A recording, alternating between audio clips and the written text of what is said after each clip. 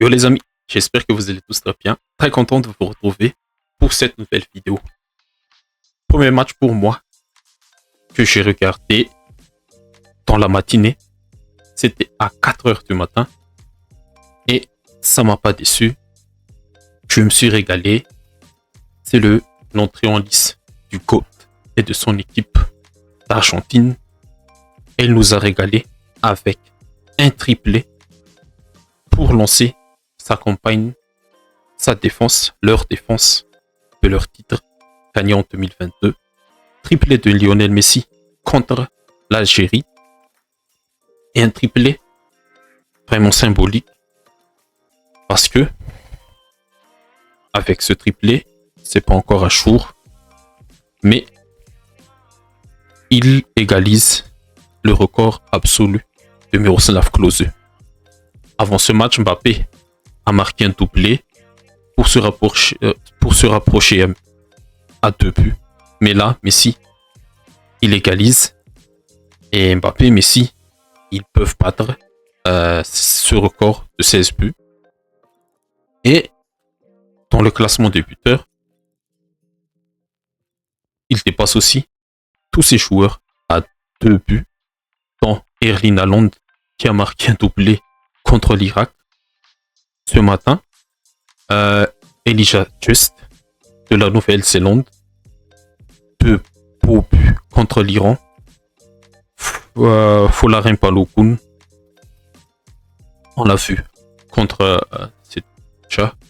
contre le Paraguay, Mbappé contre le Sénégal et Ayari contre la Tunisie et Kaya Havertz contre la Curaçao. 1, 2, 3, 4, 5, 6 joueurs qui ont déjà marqué 2 buts, mais dépassés par l'ogre, le GOAT, Lionel Messi. Et on attend la réponse d'un Cristiano Ronaldo, d'un Harry Kane, comment ils vont s'en sortir pour leur premier match. Mais dans ce match, l'Algérie de Petkovic n'a pas su répondre à la supériorité argentin. Ce 4-3-3 aligné collectivement, ils ont abdiqué. Pour moi, mention spéciale quand même à Massa et Chaipi qui ont essayé d'être le leader de la rébellion, mais face à l'Argentine, ce 4-3-3/4-4-2, surtout son ballon, il joue très bien. Il joue très bien. Malgré l'infériorité, la non-capacité des Algériens à se rebeller, l'Argentine, pour moi, a bien joué, a su complètement déstabiliser tactiquement, physiquement, techniquement. Oui, quant à Messi, presque à 39 ans, la semaine prochaine. Quant à Messi, toujours aussi à l'aise technique, malgré son âge. Quand on a des gaillards comme faire d'épaule surtout. D'épaule, je crois que c'est lui qui a parcouru le plus de kilomètres. Il a parcouru... Est-ce qu'on a la stat avec Photomob? Non. On n'a pas la stat des distances parcourues avec Photomob, mais regardez son heatmap. Ça en dit long sur son match. Quand t'as des gaillards comme des Paul, des joueurs de ballon comme Fernandez et McAllister, tu peux contrôler le tempo, la physionomie, et tu peux imposer ta domination à ton adversaire. Et le match s'est bien emballé dès les 10 premières minutes. Déjà, c'est Fernandez qui balance ce petit ballon pour Lautaro. Et Lautaro, le contrôle est bon. La déviation après pour Messi. Dommage, il est hors jeu. Mais la finition en première poteau, là, c'est aussi l'une de ses spéciales. Magnifique.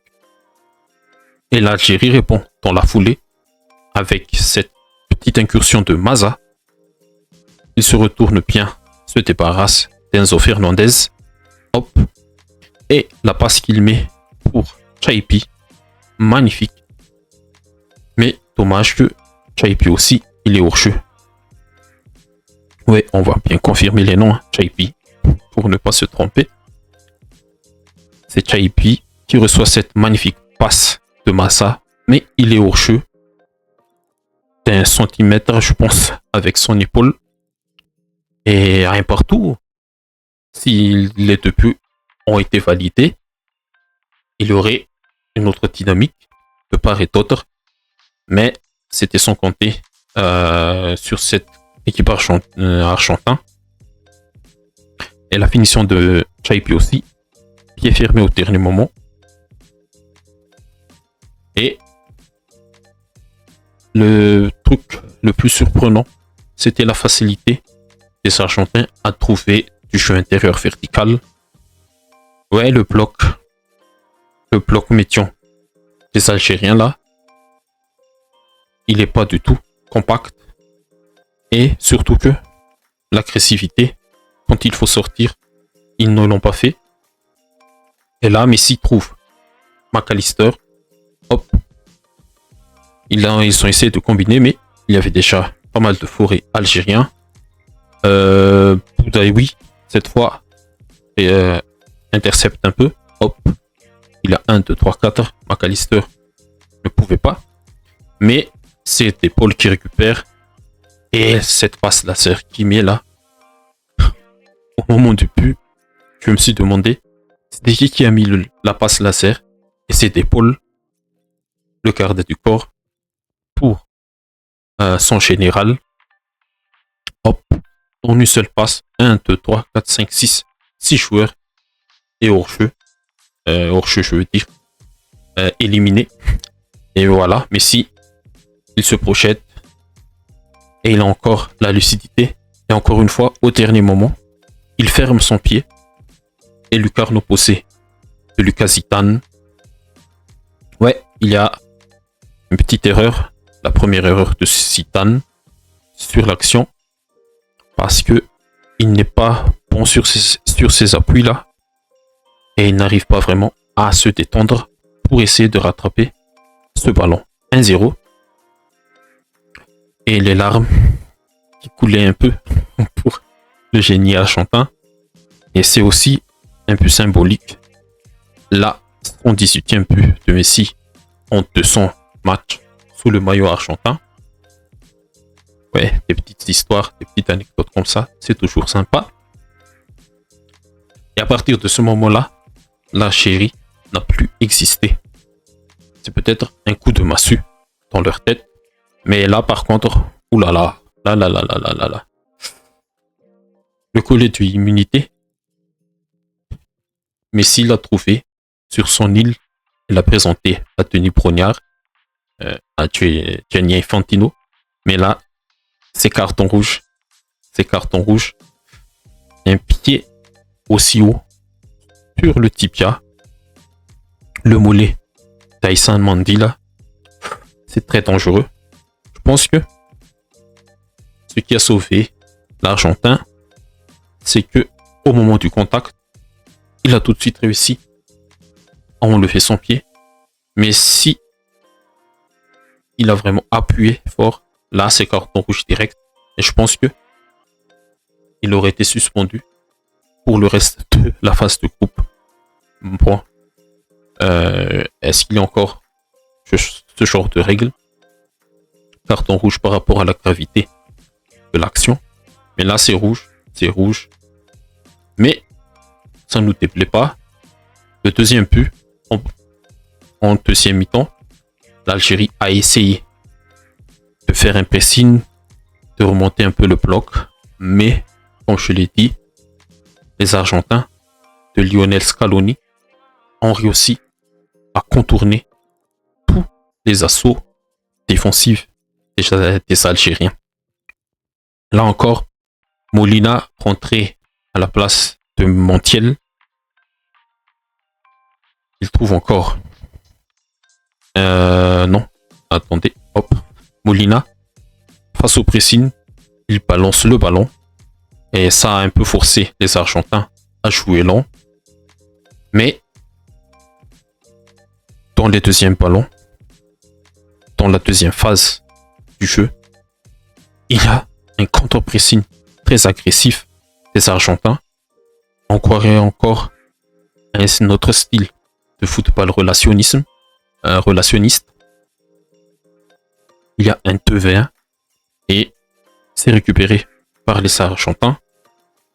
Et d'épaule dans un grand soir, il arrive à balancer ce genre de transversal à la Toni Kroos, à la Beckham, qui trouve, comme d'habitude, son général. Et hop, c'est l'action du... Non, c'est pas l'action du deuxième but, mais en une, deux passes, les Argentins arrivent à se projeter rapidement et être devant la surface de Lucas Zidane. Et bien sûr, Messi là, c'est un aimant à ballon et un aimant à joueur. Il attire beaucoup et ça libère aussi des espaces autour de lui. Et le centre de d'épaule après, il a été bien intercepté par Mondi, mais c'est sur le corner qui suit que vient le deuxième but. Et hop, le corner est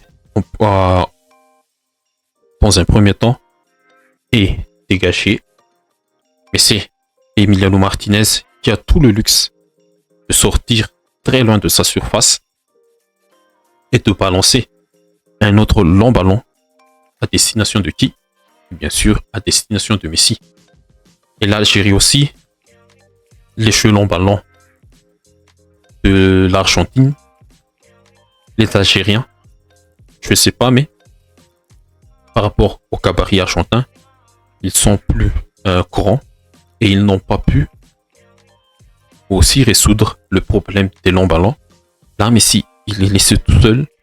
Heureusement que ce n'est plus le Messi d'il y a 20 ans, d'il y a 10 ans, parce que là, il aurait manché le latéral, en l'occurrence de Belgali. Il aurait complètement manché, mais il combine avec Nico, hop, et Nico s'arrache, Nico Gonzalez, entré à la place de Thiago Almada. Nico Gonzalez s'arrache pour le centre, et d'une manière dont je ne me souviens pas, ça retombe sur les pieds de McAllister et il enclenche tout de suite. Et le plus important, au moment du centre de Nico, Messi se déplace déjà. Il est, je sais pas, est-ce qu'il est invisible aux yeux des adversaires? Je sais pas, mais il se déplace tout doucement dans la surface et au moment de la frappe, il n'est pas du tout hors jeu. Il y a Mondi qui couvre tout le monde, même Lucas Zidane.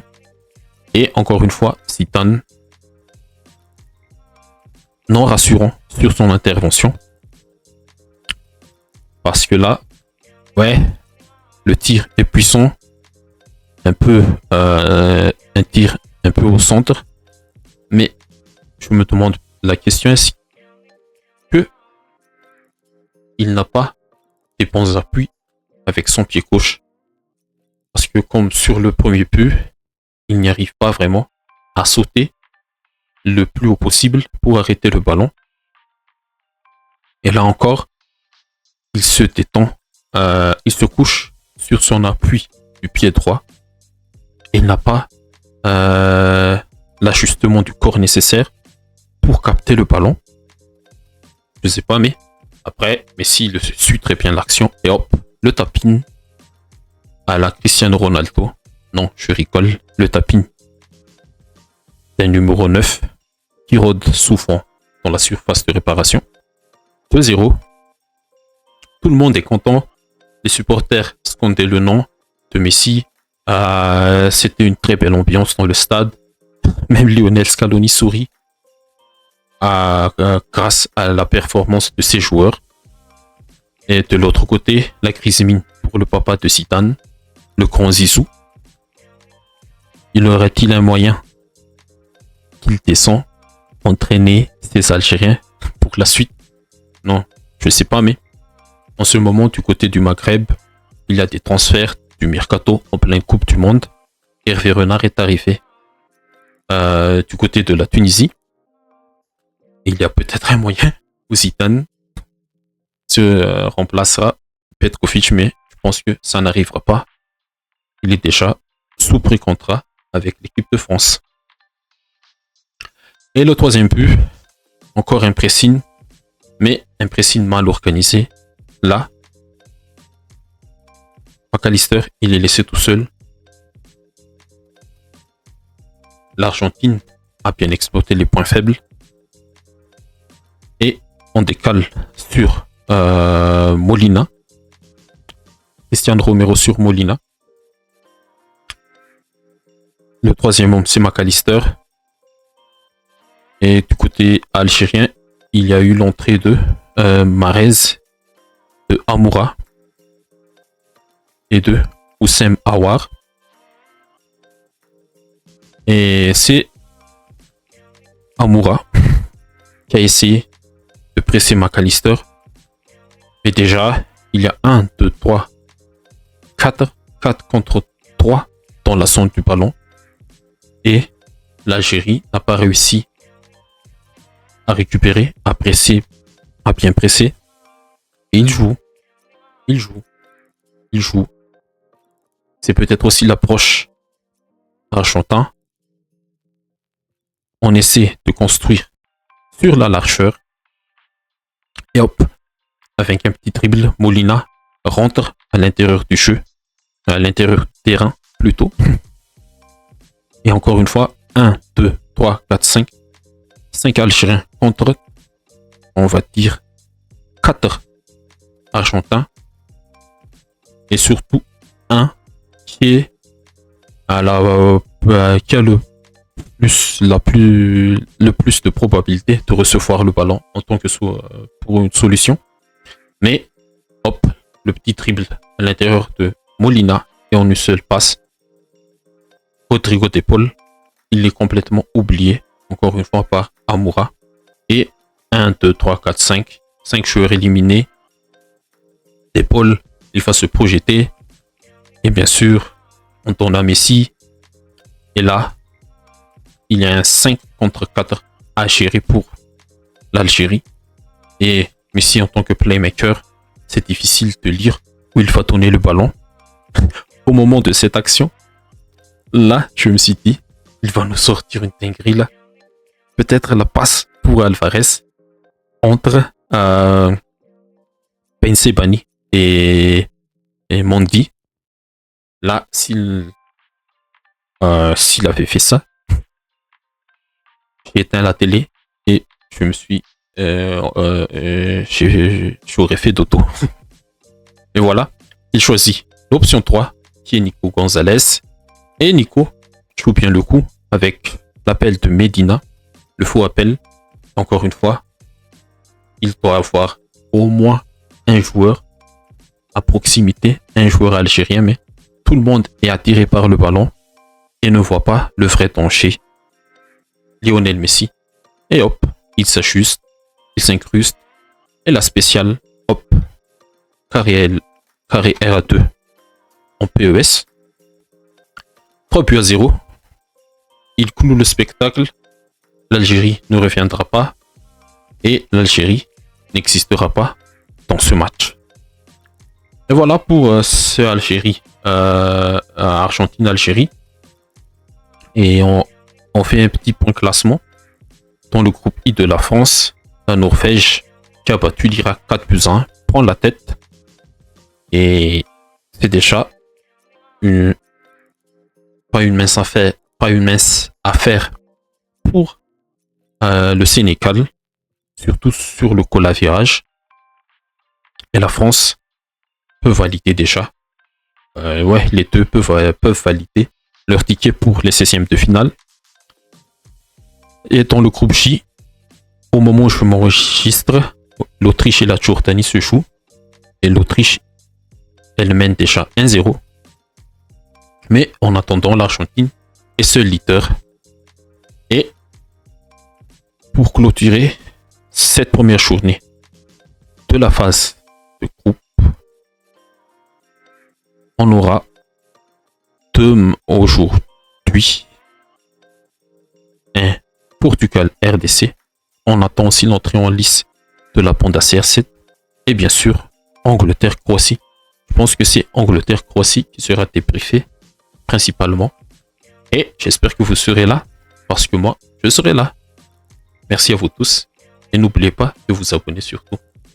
Bye bye.